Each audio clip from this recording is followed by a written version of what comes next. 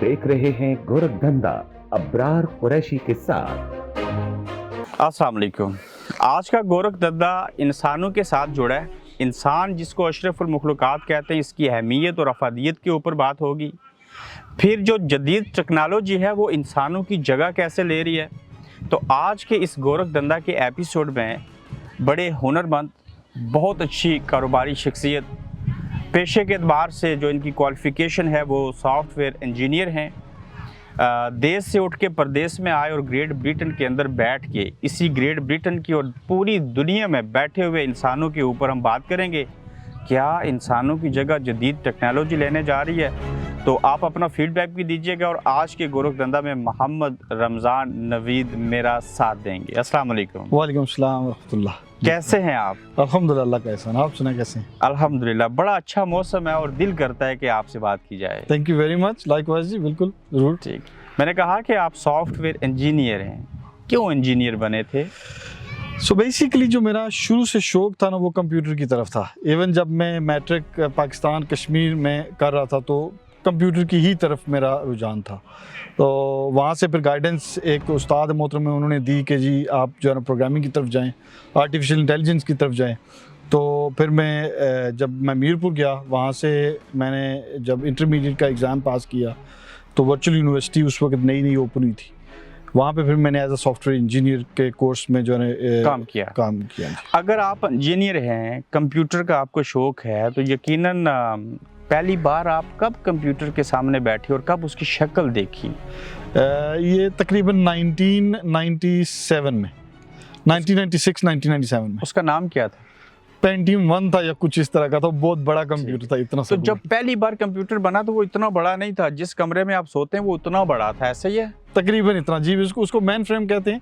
उससे भी पहले बल्कि जो है ना वो एक किस्म का पूरे घर जितना कंप्यूटर था। ठीक, जिसमें स्टोरेज सिर्फ जो है ना वो समझ लें कि कोई 30 स्क्वायर मीटर के हिसाब से यूज। ठीक है। मुझे पूरी उम्मीद है कि मैं आपसे जो सवाल करूंगा और जो आप जवाब देंगे, मेरे मिलियंस में देखने और सुनने वाले जरा भी बोर नहीं होंगे। इंशाल्लाह हम उनको बोर नहीं होने देंगे। हम उनको ऐसी इन्फॉर्मेशन देंगे जो आने वाले वक्त में उनके लिए बहुत मुफीद साबित होगी इंशाल्लाह। मैं और आप बतौर इंसान एक दूसरे के सामने बैठे हैं और हमें फरिश्तों से भी ज्यादा दस्तरस हासिल है, जो चाहे कर सकते हैं। बिल्कुल।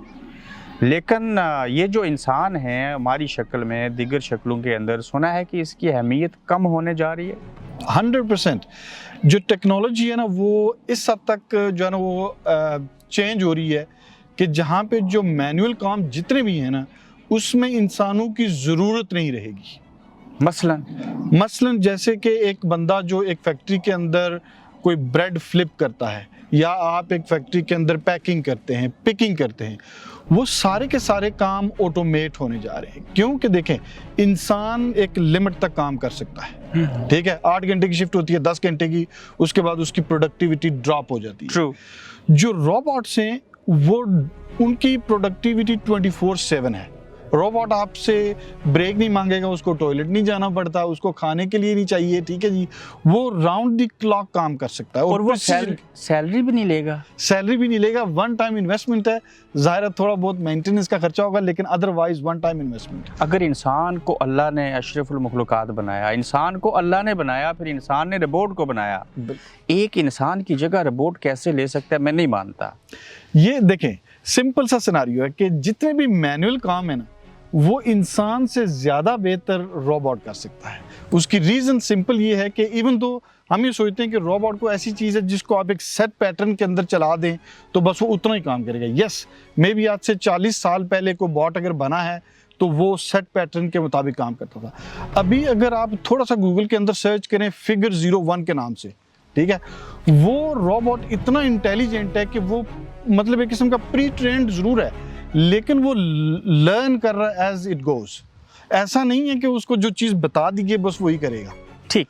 मैं और आप ऐसे शख्स भी हैं जिन्होंने पत्थर का ज़माना भी देखा और जदीद दौर 2024 में हम जिंदाबाद कर रहे हैं। बिल्कुल ऐसा ही है। हम दूसरी सदी देख रहे हैं। बिल्कुल ऐसा। मैं सही कह रहा हूँ? बिल्कुल ऐसा ही। अब जो 2001 में बच्चा पैदा हुआ या जो आज इस साल में पैदा होगा या 10 साल बाद में पैदा होगा, उसको और हम में तो बड़ा फ़र्क है, बहुत ज़्यादा। तो फिर मैं अगर आपसे पूछूं कि वो जो खत लिखे जाते थे, वो जिसको तार कहते थे, वो जो पीसीओ थे, एक्सचेंज थे, फिर कोड डिवीजन मल्टीपल एक्सेस आया, फिर नोकिया आया, आज करते करते आईफोन G7 के ऊपर 5G नहीं 7G के ऊपर 7G काम हो रहा है। बिल्कुल ऐसे ही। तो जब ये आपकी आंखें देख रही हैं, जुबान बोल रही है, दिमाग सोच रहा है और आर्टिफिशियल इंटेलिजेंस के हवाले से आप जानते हैं, तो क्या ख्यालात आ रहे हैं आपके जहन में मुस्तकबिल के? मेरा जो पर्सनल ओपिनियन ये है कि ज़्यादातर लोग जो है ना वो चेंज ना करने की वजह से डिनाइल में रहते हैं। ठीक। मेरा जो पर्सनल ओपिनियन है कि जो ज़्यादा स्पेशली पाकिस्तानी कम्युनिटी चेंज ना करनी, यानी अपने कंफर्ट जोन से बाहर ना निकलने के लिए वो बहाने करते हैं, वो ऐसे हिले बनाते हैं कि ऐसा कुछ भी नहीं होने वाला, ठीक, ये अगले 50 साल भी नहीं होगा, झूठी तसल्लियां देते जो हैं। अपने आप को झूठी तसल्लियां देते लेकिन रियलिटी क्या है? हैं। रियलिटी ये है कि वो ये सोचते हैं कि होगा नहीं, ये होगा वाली बात नहीं रही, ये हो चुका है ऑलरेडी, ये ऑलरेडी इम्प्लीमेंटेशन इसकी हो चुकी है। जैसे छोटी सी मिसाल मैं आपको देता हूँ कि इलोन मस्क की एक कंपनी है न्यूरल लिंक के नाम से। जी। न्यूरल लिंक बेसिकली एक चिप बनाती है, मिलीमीटर्स में वो चिप है, वो आपके दिमाग के अंदर इम्प्लांट होती है, ठीक है। जब वो आपके दिमाग के अंदर इम्प्लांट होती है तो जितनी भी कनेक्टेड डिवाइसेस है ना, आपको उन डिवाइसेस को कंट्रोल करने के लिए किसी भी चीज की जरूरत नहीं, हाथ से आप कंट्रोल नहीं करेंगे, आवाज से कंट्रोल। अलेक्सा का नेक्स्ट लेवल है। एलेक्सा तो बहुत पीछे रह गया ना, वो बहुत पीछे की बात है। एलेक्सा 10-15 साल पुरानी बात हो गई है। अब आप सिर्फ सोचेंगे तो वो डिवाइस आपके ऊपर वो काम करेगी, आपकी इंस्ट्रक्शन के ऊपर। मैं इंसान हूँ, मुझे जुबान से बोलने की जरूरत भी नहीं रहेगी, नहीं रहेगी, मुझे हाथ से काम करने की जरूरत नहीं रहेगी, बिल्कुल भी नहीं। मैं गूगल को कहता हूँ कि can you please check what is the weather of the Milton Keynes today, तो वो बता देगी। जी, अब वो सोचना है आपने सिर्फ, अब सोचना है तो ऐसा हो जाएगा। दिमाग में आप सोचेंगे तो आपको इन्फॉर्मेशन आपके दिमाग तक पहुंच ऐसा कब होगा? ये हो चुका है ऑलरेडी, हो रहा है। अगर मैं आपके व्यूअर्स को बताना चाहता हूँ कि अगर आपने इसके ऊपर थोड़ी सी भी रिसर्च करनी है तो गूगल के ऊपर जाके न्यूरल लिंक कंपनी है उसको सर्च कर लें और आपको ये सारी चीजें पता चल जाएगी। ये तो हराम है मौलवी के मुताबिक। मौलवी के मुताबिक हराम हो सकता है लेकिन है नहीं हराम, है नहीं है। हाँ जी। तो इससे साबित ये हुआ कि अब इंसान जो है, जो 100% दिमाग है, जिसके 3 हिस्से हैं, लोग 75% बगैर इस्तेमाल किए कब्र में नहीं जाएंगे। नहीं जाएंगे, बिल्कुल ऐसा ही है, उसको इस्तेमाल करेंगे। बिल्कुल ऐसे ही। क्योंकि देखें ना, पहली चीज़ है कि अभी हम जैसे याद करने के लिए कोई भी चीज़ मेमोरी को स्टोर करें, कोई भी चीज़ें स्टोर करने के लिए हम एफर्ट डालते हैं, किताबें पढ़ते हैं, ये चीज़ उसको ख़त्म कर देगी कम्प्लीटली। आपको कोई चीज़ याद करने की ज़रूरत ही नहीं पड़ेगी, किसी चीज़ को पढ़ने की ज़रूरत ही नहीं पड़ेगी, क्योंकि बेसिकली अगर आपने 2+2 सीखना है, हम बच्चे को जो है ना वो कायदे पहली दूसरी तीसरी में पढ़ाते रहते हैं 2+2 कैसे होता है, वो ज़रूरत ही नहीं रहेगी। चिप इम्प्लांट होगी, ठीक है, तो आपका दिमाग बेसिकली वो रिस्पोंडेंट होगा जो आपकी सोच है उसके। अगर तो 2+2 = 4 की भी जरूरत नहीं रहेगी पढ़ाने की, वो चिप सारा काम करेगी, तो फिर क्या मुझे इसको बोलते हैं mass unemployment, global mass unemployment. इसके ऊपर बड़े बड़े जो बिलियनर्स हैं ना, वो ऑलरेडी वार्निंग्स दे रहे हैं। जेफ बेजोस को ले लें, इलोन मस्क को ले लें, इवन वॉरेन बफेट ने इसके ऊपर वार्निंग दी है। अगर आप यूएन का 2030 एजेंडा, अगर आप यूएन की वेबसाइट के ऊपर जाके देखें ना, new world order UN 2030 agenda, उसके ऊपर बाकायदा तौर पे इसके ऊपर थिंक टैंक बैठा हुआ है कि बाय 2050, ठीक है, बाय 2050 हमने दुनिया को मैस अनएम्प्लॉयमेंट की सूरत में कैसे अल्टरनेटिव प्रोवाइड करना है। या तो पूरी दुनिया में जो लोग होंगे, चूंकि उनको काम करने की जरूरत ही नहीं होगी, तो क्या उनके लिए एक बेसिक यूनिवर्सल पे का इंतजाम किया जाए। क्योंकि अगर फर्ज करें मेरी कंपनी है, मुझे बंदों की ज़रूरत नहीं है, ठीक है, तो कंज्यूमर मेरी प्रोडक्ट खरीद रहा है अगर, तो मैं कैसे जो लोग हैं उनको बेनिफिट पहुंचा सकता हूं, क्योंकि मुझे तो काम के बंदों की ज़रूरत नहीं है, मैं उनको तनख्वाह नहीं दूंगा। तो मैं एक यूनिवर्सल जो एक किस्म का बेनिफिट प्रोग्राम होगा, उसके अंदर मुझे कंट्रीब्यूशन करनी पड़ेगी एज अ कंपनी, ताकि वो कंट्रीब्यूशन फिर पब्लिक में जाके डिवाइड हो। ये दुनिया और ये ममालिक जो हैं वो एनजीओ चलाएंगे आप? बिल्कुल, एनजीओ से एक सेंट्रल बॉडी को होगी, गवर्नमेंट होगी, जो मैस अनएम्प्लॉयमेंट को हैंडल करेगी। यानी कि तमाम लोग जो हैं एक तरह से सादा लफ्जों में बेकारी और मुहताज बन जाएंगे। हाँ, अगर आप अपने आप को वो लोग बनेंगे जो अपने आप को इन लाइन नहीं करेंगे, डेवलप नहीं करेंगे। देखिए, मैं हमेशा 2-3 लोगों की, 2-3 कंपनियों की मिसालें देता हूँ।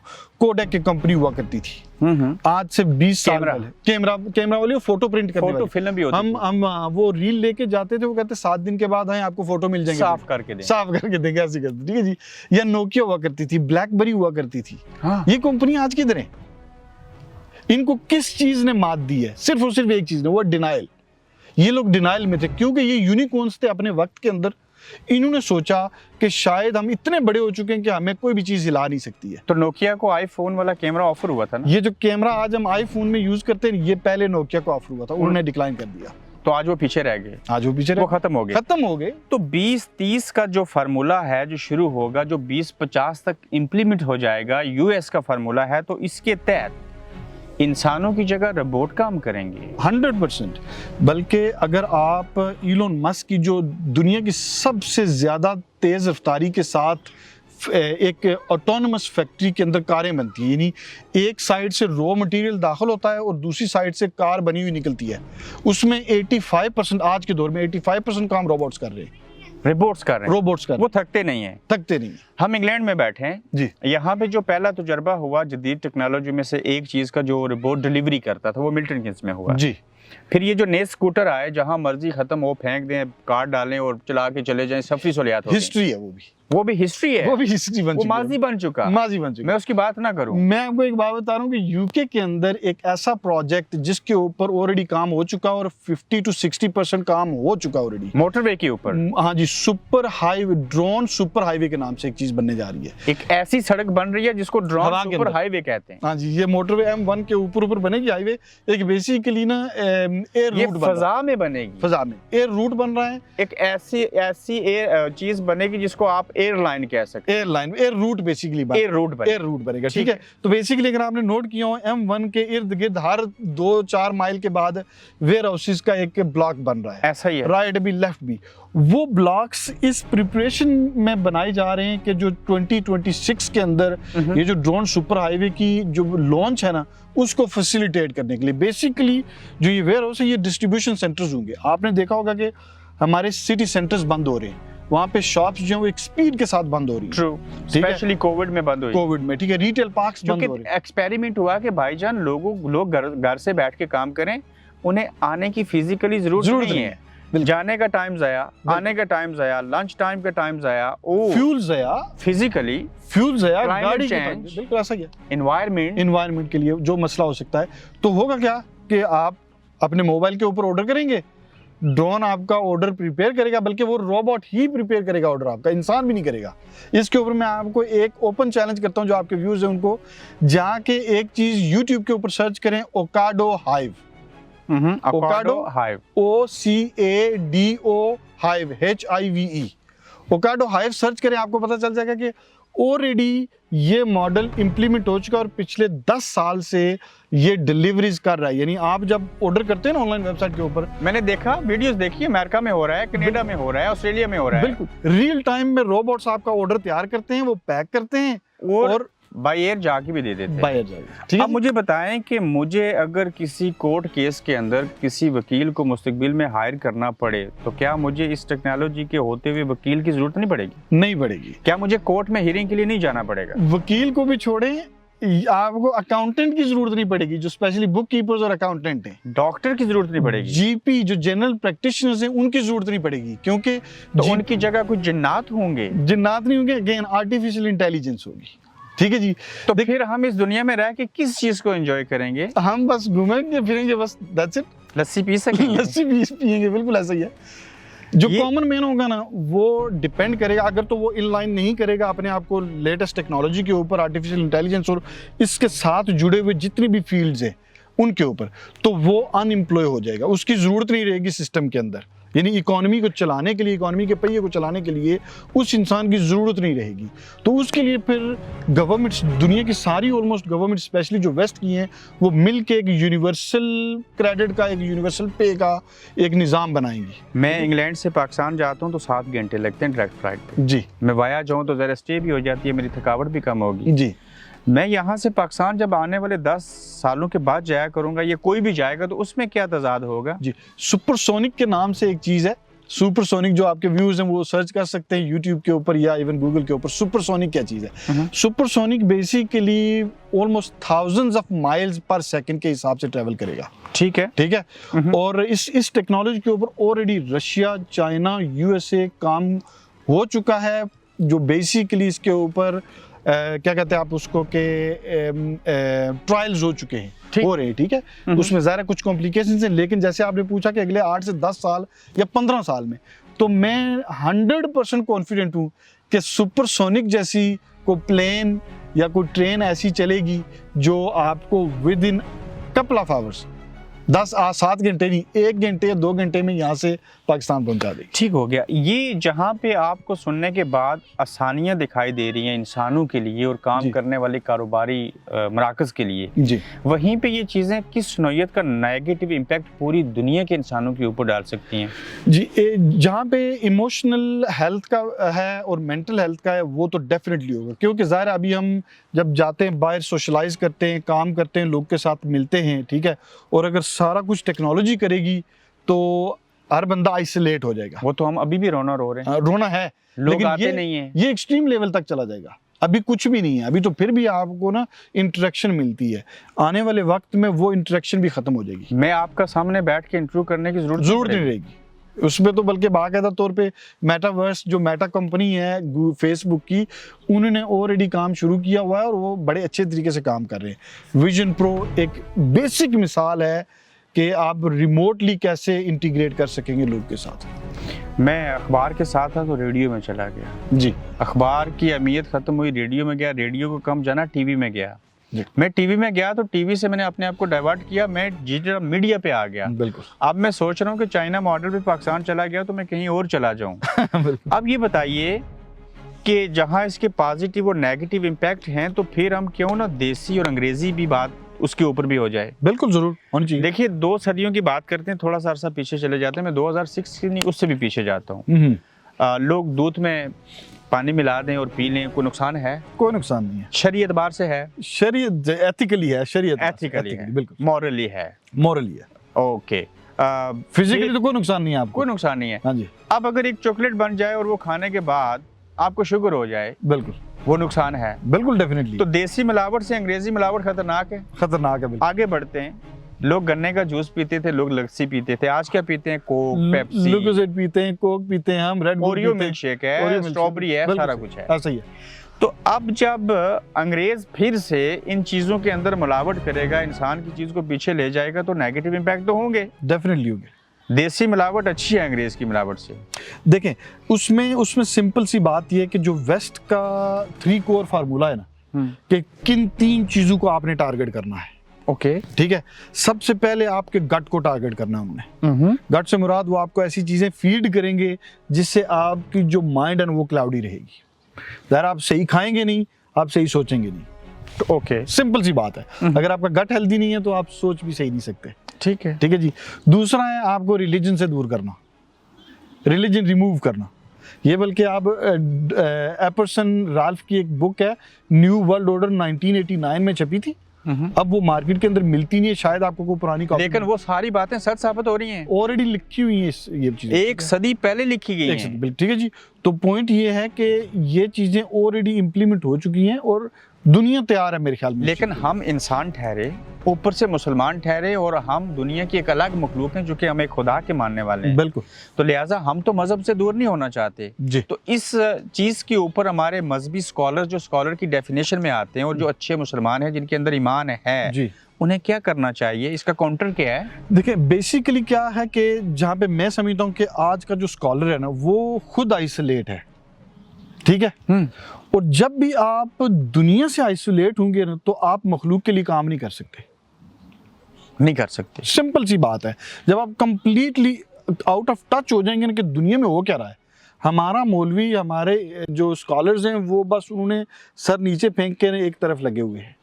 अगर आप 3 सदियां 4 सदियां पहले चले जाएं, ठीक है, आप मुझे ये बताएं कि कोई एक फील्ड बताएं जिसकी बुनियाद मुसलमान स्कॉलर ने नहीं रखी, कोई एक फील्ड। तमाम बउअली सीना, तमाम जितने मैं सॉफ्टवेयर इंजीनियर हूँ, ठीक है, मैं सॉफ्टवेयर इंजीनियर हूँ जिसकी बुनियाद एल्गोरिदम्स पे होती है।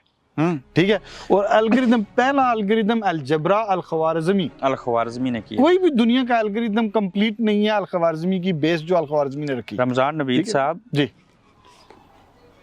मुसलमान साइंसदान जो थे उन्होंने रूल किया। तो मैं आज आपसे सवाल पूछूंगा कि आज मुझे कोई एक स्कॉलर बताएं जो दुनिया को फ्रंट से लीड कर रहा है। मैं कोई एक जिस scholar। थर्ड वर्ल्ड मुल्क से तल्लक रखता हूँ माजरत के साथ, वहाँ का मौलवी तो कहता था चंद साल पहले फोटो बनाना हराम है, फोटो बनाना आराम है, तो बल्कि मैं उससे speaker कैसे उम्मीद रखूं कि वो इस चीज का काउंटर करेगा। हम ऐसे Exactly, करते हैं। ऐसा ही है। देखिए, एक तरफ जदीद दौर है, दूसरी तरफ अमेरिका ही के अंदर एक अम्बिश फैमिली रहती है, हजरत मूसा अलैहिस्सलाम के दौर का तर्ज जिंदगी गुजार रहे हैं। जी इंसान चाहे तो सब कर सकते हैं। हम दूसरा एपिसोड जो करेंगे, जदीद टेक्नोलॉजी, इंसान, इंसानियत, मुसलमान और इसकी शरीयत की। बिल्कुल डेफिनेटली कर सकते हैं, वो बहुत वो इंटरेस्टिंग प्रोग्राम होगा। और फिर जो आप स्टॉक एक्सचेंज है, जो ऑनलाइन मार्केटिंग है, जो बिजनेस टूल्स हैं, हम उसके ऊपर भी बात करेंगे। डेफिनेटली बहुत कुछ कवर करने के लिए देखें, मैं समझता हूँ कि फाइनेंशियल एजुकेशन आज Important के है। दौर में सबसे ज्यादा इंपॉर्टेंट है। तो फिर हम लोग इंग्लैंड क्यों आना चाहते हैं, उनको कैसे आना चाहिए। आप कंस्ट्रक्शन कंपनी रन करते हैं, आपके पास पूरा स्ट्रक्चर है, उसके ऊपर भी बात कर सकते हैं। डेफिनेटली कर आप सकते हमें हैं, वक्त देंगे। डेफिनेटली देंगे जी। बहुत शुक्रिया आपका। Thank you very much. Thank you thank you. Thank you. आप देख रहे हैं गोरखधंधा अब्रार कुरैशी के साथ।